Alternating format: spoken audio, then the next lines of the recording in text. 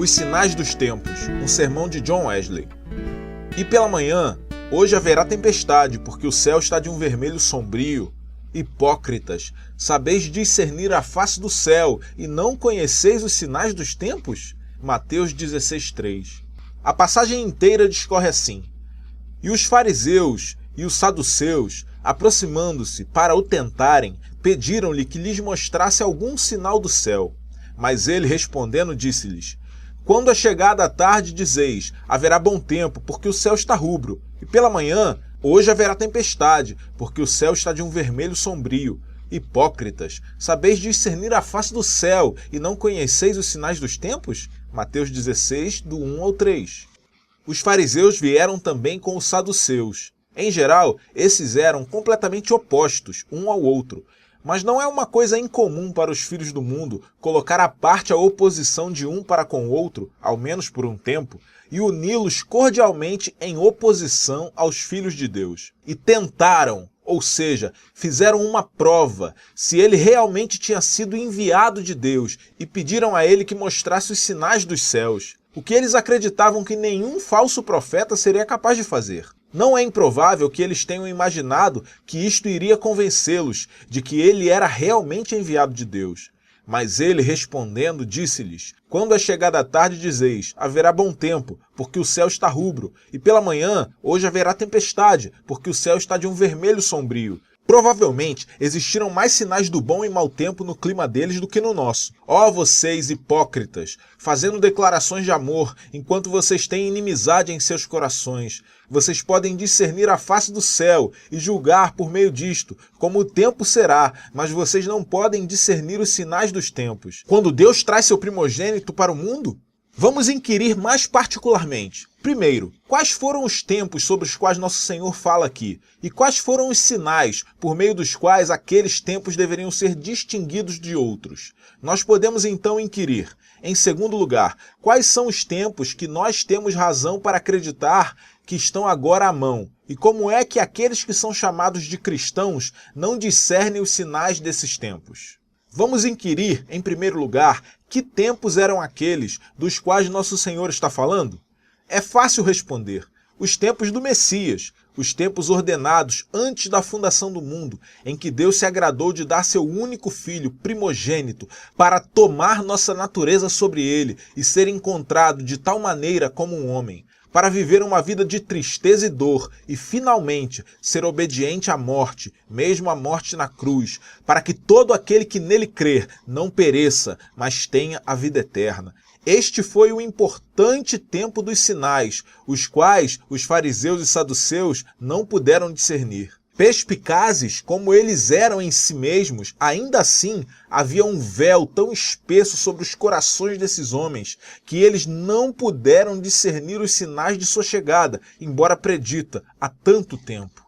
Mas quais foram esses sinais da vinda do justo, que há tanto tempo e tão claramente têm sido preditos, e por meio dos quais eles poderiam facilmente ter discernido, não tivesse o véu estado em seus corações? Eles são muitos em números, mas pode ser suficiente mencionar alguns poucos deles. Um dos primeiros é aquele apresentado nas solenes palavras faladas por Jacó, pouco antes de sua morte, em Gênesis 49:10.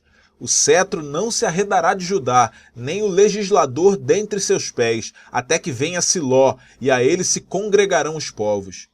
Todos, ambos os judeus antigos e os modernos, concordam que através de Siló nós entenderíamos o Messias, que através, por conseguinte, para vir, de acordo com a profecia, antes que o cetro, ou seja, a autoridade soberana, partisse de Judá, mas sem controvérsia, ele partiu de Judá, naquele mesmo tempo, um sinal infalível de que naquele mesmo tempo Siló, ou seja, o Messias, viria.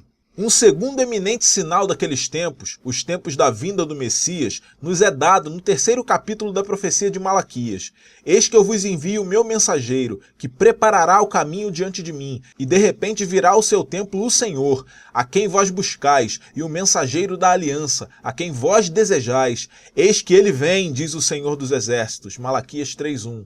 Quão manifestamente foi isso cumprido, primeiro pela vinda de João Batista e então pelo nosso abençoado Senhor, vindo de repente ao seu templo. E que sinal poderia ser mais claro para esses que consideram imparcialmente as palavras do profeta Isaías? Isaías 43, voz do que clama no deserto, preparai o caminho do Senhor, endireitai no ermo a vereda a nosso Deus. Porém, sinais ainda mais claros do que esses, se algum pode ser mais claro, foram as obras poderosas que ele realizou. Na verdade, ele mesmo declara, as obras que eu faço, elas me testificam. E para essas, ele explicitamente apela em sua resposta à pergunta de João Batista, não proposta como alguns têm estranhamente imaginado, de alguma dúvida que ele mesmo tivesse, mas de um desejo de confirmar seus discípulos, que possivelmente poderiam oscilar quando seu mestre fosse tirado do comando. És tu que deverias vir, o Messias, ou procuramos por outro? Não uma mera resposta verbal poderia ter sido tão convincente como a que eles viram com seus próprios olhos. Jesus, entretanto, referiu-se a eles para esse testemunho. E Jesus, respondendo, disse-lhes, ide e anunciai a João as coisas que ouvis e vedes. Os cegos veem, e os coxos andam, os leprosos são limpos, e os surdos ouvem, os mortos são ressuscitados, e aos pobres é anunciado o Evangelho. Mateus 11, 4 e 5. Mas como é então que aqueles que eram tão perspicazes em outras coisas, que podiam discernir a face do céu, eram tão incapazes de discernir aqueles sinais que indicavam a vinda do Messias? Eles não puderam discerni-los, não pela falta de evidência, esta era completa e clara, mas pela necessidade de integridade em si mesmos, porque eles eram uma geração má e adúltera, porque a perversidade de seus corações espalhou uma nuvem sobre o entendimento deles. Portanto, embora do sol da retidão brilhasse forte, ainda assim eles eram insensíveis a ele. Eles não estavam dispostos a serem convencidos. Assim sendo, eles permaneceram na ignorância. A luz era suficiente, mas eles fecharam seus olhos para que não pudessem vê-la, de modo que não houve desculpa, até que a vingança veio ao extremo sobre eles. Nós, em segundo lugar, vamos considerar quais são os tempos que nós temos razão para acreditar que estamos vivendo agora, à mão. E como é que todos aqueles que são chamados cristãos não conseguem discernir os sinais desses tempos? O tempo que nós temos razão para acreditar que estejam à mão, se eles ainda não começaram, são os que muitos homens devotos denominaram de o tempo da glória dos últimos dias, significando o tempo em que Deus iria gloriosamente dispor seu poder e amor no cumprimento de sua graciosa promessa, para que o conhecimento do Senhor possa cobrir a terra, como as águas cobrem o mar. Mas existem, na Inglaterra ou em qualquer outra parte do mundo, alguns sinais dos tempos se aproximando? Não faz muitos anos que uma pessoa de considerável cultura, tanto quanto eminência na igreja, então bispo de Londres, em sua carta circular à sua diocese, fez essa observação. Eu não posso imaginar o que as pessoas querem dizer, falando de uma grande obra de Deus nesse tempo. Eu não vejo qualquer obra de Deus agora, mais do que tem sido em qualquer outro tempo. Eu creio que aquele grande homem não viu qualquer obra extraordinária de Deus. Nem ele, nem a generalidade dos cristãos, assim chamados, viram alguns sinais dos dias gloriosos que se aproximam. Mas como isso deve ser considerado? Como é que aqueles que podem agora discernir a face do céu, que não são apenas grandes filósofos, mas grandes homens de Deus, tão eminentes quanto os saduceus, sim, quanto os fariseus sempre foram, não discernem os sinais daqueles tempos gloriosos, que se não começaram, estão quase à porta? Nós compreendemos que, de fato, em todas as épocas da igreja, o reino de Deus não vem com contemplação, com esplendor e pompa, ou com algumas das circunstâncias exteriores que usualmente atendem aos reinos desse mundo.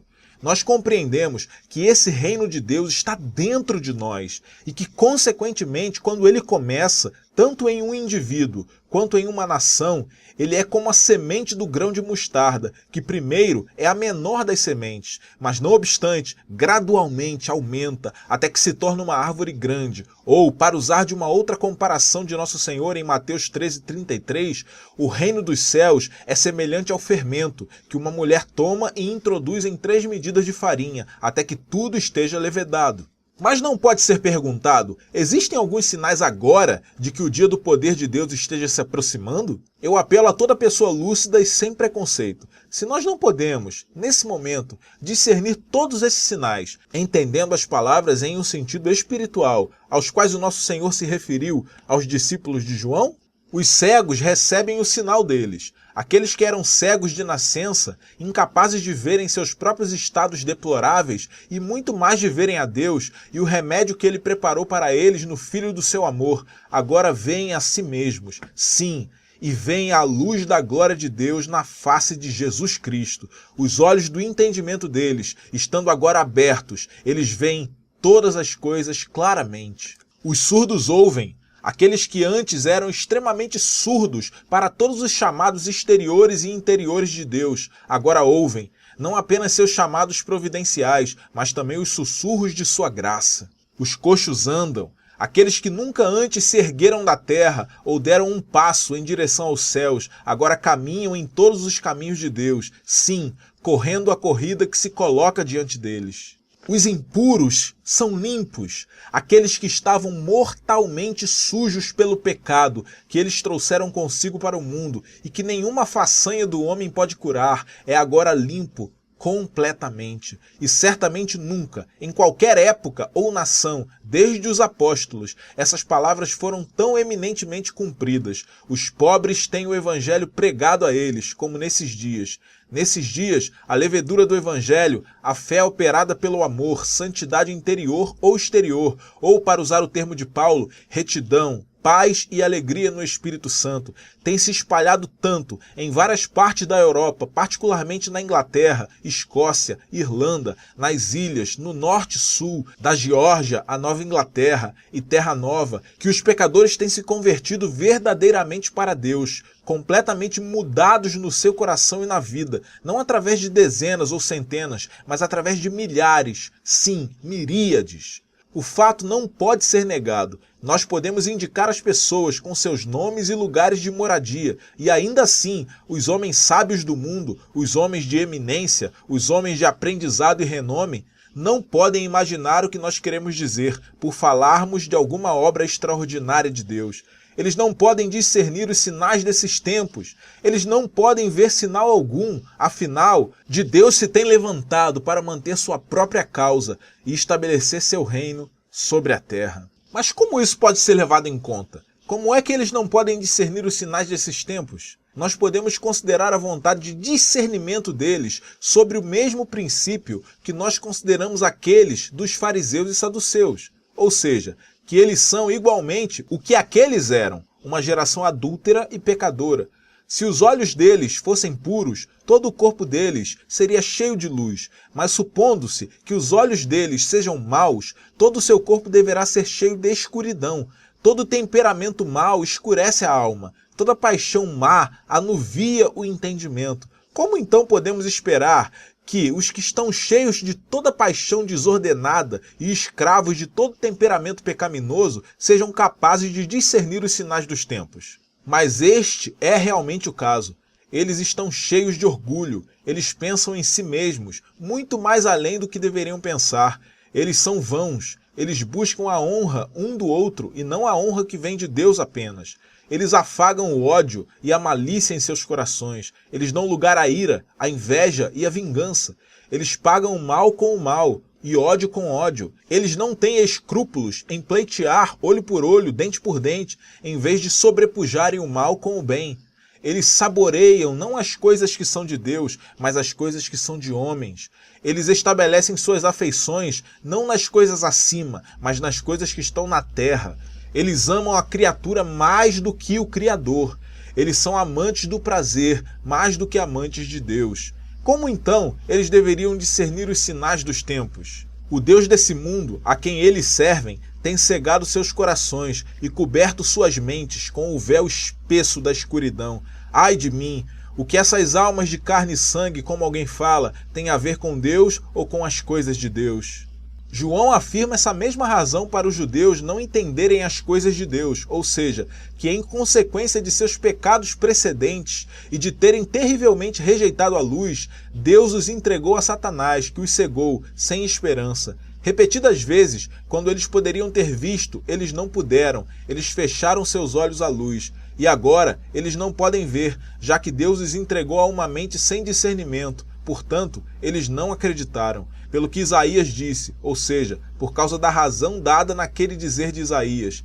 Eles têm cegado seus olhos e endurecido seus corações de modo que eles não podem ver com seus olhos, nem entender com seus corações e serem convertidos e eu possa curá-los. Isaías 44:18.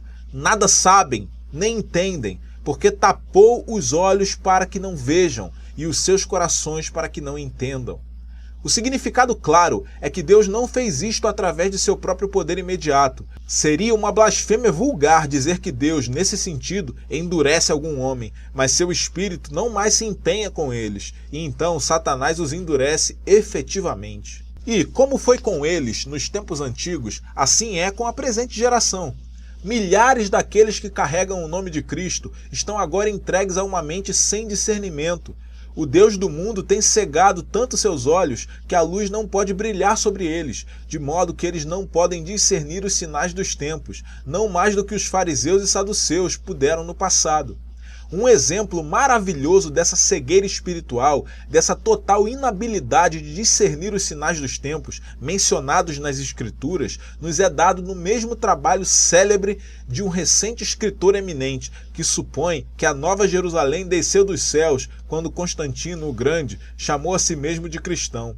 Eu digo, chamou a si mesmo de cristão porque eu não me atrevo a afirmar que ele foi um, não mais do que Peter o Grande. Eu não posso deixar de acreditar que ele teria chegado perto disto, se tivesse dito que foi no tempo, quando uma nuvem enorme de enxofre infernal e fumaça saiu do abismo sem fim, porque certamente nunca houve um tempo em que Satanás teve tão fatal vantagem sobre a Igreja de Cristo quando tal inundação de ricos, honrados e poderosos irrompeu particularmente no clero.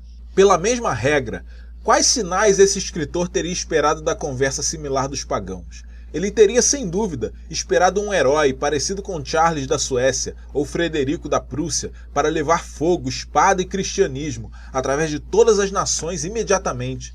E não pode ser negado que desde os tempos de Constantino, muitas nações têm sido convertidas dessa maneira.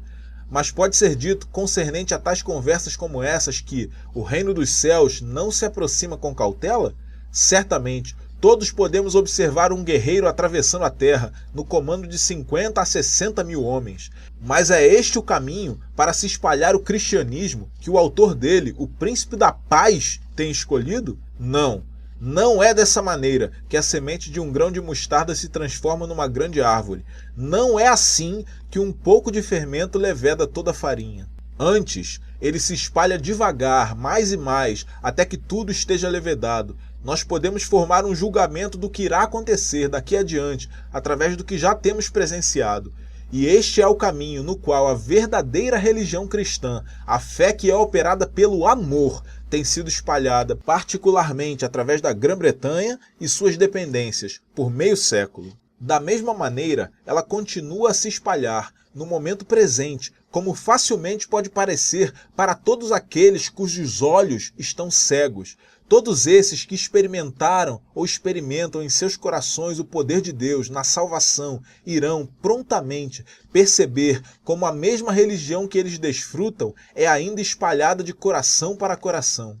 Eles reconhecem a mesma graça de Deus, fortemente e suavemente, operando de todos os lados, e regozijam-se de encontrar um ou outro pecador, primeiro inquirindo: o que devo fazer para ser salvo? E então testificando: minha alma exalta ao Senhor, e meu espírito regozija-se em Deus, meu Salvador. Sobre uma inquisição sincera e clara, eles se certificam mais e mais, não apenas daqueles que tinham alguma forma de religião, mas daqueles que não tinham forma, afinal, e que eram pecadores dissolutos e abandonados, agora inteiramente mudados, verdadeiramente temendo a Deus e operando retidão.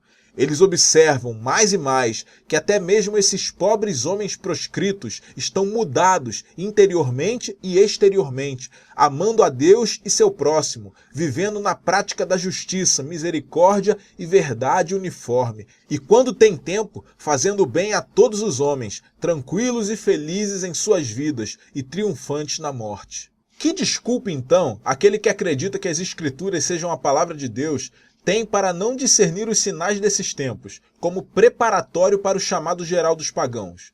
O que Deus poderia ter feito, que ele ainda não fez, para convencer vocês de que o dia está chegando, que o tempo está à mão, que ele irá cumprir suas gloriosas promessas, quando ele se erguerá para manter sua própria causa e estabelecer seu reino sobre toda a terra? O que realmente, a menos que ele tivesse forçado vocês a acreditarem? E isto ele não faria sem destruir a natureza que ele deu a vocês, já que ele fez de vocês agentes livres, tendo um poder interior de autodeterminação, que é essencial para a natureza de si mesmos. E ele dialoga com vocês como agentes livres, do começo ao fim. Como tais, vocês podem fechar ou abrir seus olhos, como quiserem.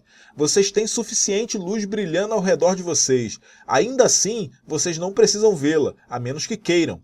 Mas estejam certos de que Deus não está feliz com o fato de vocês fecharem seus olhos e dizerem, eu não posso ver. Eu aconselho vocês a fazerem um exame imparcial sobre todo o assunto. Depois de um claro questionamento sobre o problema, considerem profundamente o que Deus tem feito. Quem poderá ver tal coisa? Quem poderá ouvir tal coisa? Terá a nação, como ela está, se formado em um só dia? Quão rápido, assim como quão profundo e quão extensivo trabalho tem sido forjado na presente época. E certamente não pela força nem pelo poder, mas através do Espírito do Senhor.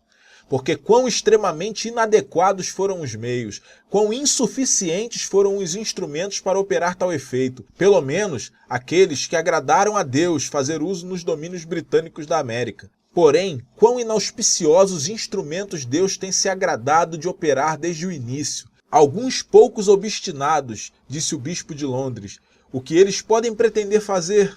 Eles pretenderam ser na mão de Deus, o que a caneta é na mão de um homem.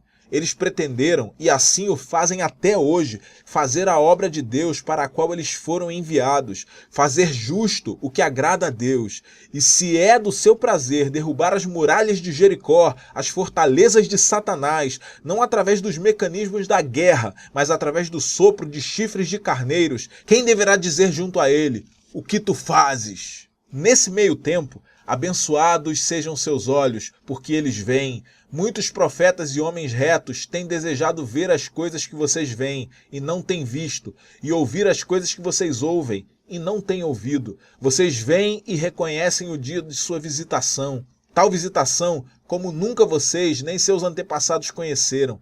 Vocês podem bem dizer, este é o dia que o Senhor fez, ele irá se regozijar e estar satisfeito nele. Vocês veem a alvorada daquele dia glorioso, do qual todos os profetas têm falado, e quão vocês deverão mais efetivamente melhorar esse dia de sua visitação. O primeiro ponto é ver que vocês mesmos não receberam a bênção de Deus em vão. Comecem pela raiz, se vocês ainda não o fizeram. Agora se arrependam e acreditem no Evangelho. Se vocês têm acreditado, cuidem para que não percam o que têm feito, mas para que recebam a recompensa completa. Estimulem o dom de Deus que está em vocês. Caminhem na luz, como Ele está na luz. E enquanto vocês seguram firmes o que vocês obtiveram, sigam para a perfeição. Sim, e quando vocês forem feitos perfeitos no amor, não obstante, esquecendo-se deles que estão atrás, pressionem para a marca, para o prêmio do alto chamado de Deus em Jesus Cristo. No próximo passo, cabe a vocês auxiliarem o seu próximo. Permitam que a luz de vocês brilhe de tal maneira diante dos homens que eles possam ver suas boas obras e possam glorificar seu Pai que está nos céus. Quando tiverem tempo, façam o bem a todos os homens, mas especialmente àqueles que são familiarizados da fé.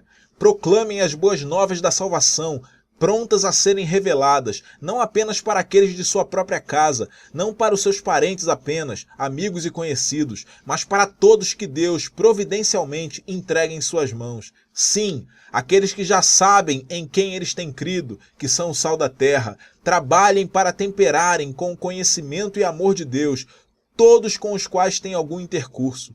Vocês são como a cidade situada em cima de uma colina. Vocês não podem e não devem ser ocultados. Vocês são luz do mundo. Os homens não acendem uma candeia e a colocam debaixo do alqueire. Mateus 5,15. Quanto menos o Deus de toda sabedoria fará isto. Não, que ela brilhe para todos os que estão na casa, todos que são testemunhas de sua vida e conversa. Acima de tudo, continuem em oração constante, por si mesmos, por toda a igreja de Deus e por todos os filhos dos homens, para que eles possam se lembrar de si mesmos e voltar para o nosso Deus, para que eles possam igualmente alegrar-se no Evangelho, abençoando a terra e a glória de Deus no céu.